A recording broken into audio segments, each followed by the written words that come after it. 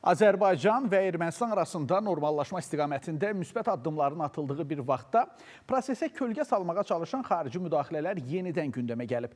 Qərbi Azərbaycan icması bu cəhdləri açıq təxribat adlandırır və kəskin şəkildə pisləyir.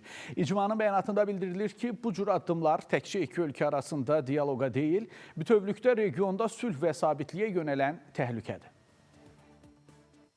Azərbaycan və Ermənistan liderlərinin Əbu-Dabidə müsbət ruhda keçən görüşü fonunda bir sıra xarici siyasi dairələrin atdığı addımlar normallaşma prosesinə ziddir. Xüsusilə Fransa Senatında müharibə cinayətlərində ittiham olunan şəxslərin azadlığa buraxılmasına çağırış edən qətnamənin qəbul edilməsi və İsveçrə parlament üzvünün Ermənistanda qondarma qurum nümayəndələri ilə görüşərək təxribatçı açıqlamalar verməsi sülhə qarşı açıq müdaxilə kimi qiymətləndirilir. Bu addımların məqsədinin nə olduğu isə artıq açıq-aydın görünür. Yəni Fransa doğrudanmı Avropa Birliyi və Birləşmiş Ştatlar arasında son zamanlar mövcud olan anlaşılmazlığının trayektoriyasını Cənubi Qafqaza yönləndirmək istəyir? Yəni bu cür suallar təbii ki ortalıqdadır, amma qoy onun cavabını da Fransanın Milli Assambleyası axtarsın, çünki bu cür sənədlər, bu cür qətnamələr ümumilikdə heç bir halda Azərbaycanı ortaya qoyduğu iradəsindən döndərə bilməz. Millət vəkili Sevil Mikaylova deyir ki, bu sənəd konkret olaraq Parisin mövqeyinin humanitar deyil, açıq siyasi və daxili auditoriyaya hesablandığını göstərir. Əgər belə obyektiv mövqe ortaya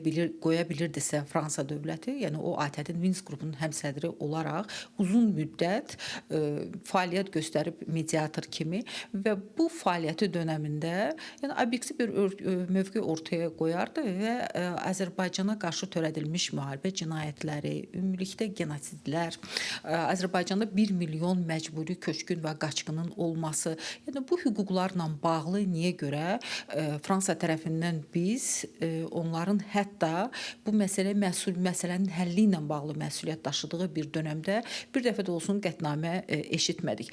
Və belə bir məsuliyyətli dönəm, elə bir dönəmdir ki, artıq yəni bölgəsəl ölkələrdə də Cənubi Qafqazda sülhün əldə olunması ilə bağlı bir yəqinlik var. Nəticə etibarilə Fransa Milli Assambleyasının qəbul etdiyi bu qətnamə sülh prosesinə töhfə vermək əvəzinə regionda gərginliyi artıran, Ermənistan daxilində revanşist dairələri ruhlandıran və Azərbaycanın legitim hüquqi addımlarını gözdən salmağa yönəlmiş qərəzli sənəd kimi qiymətləndirilməlidir. Fidan Səfərov, Qan Bayramov, Space xəbər.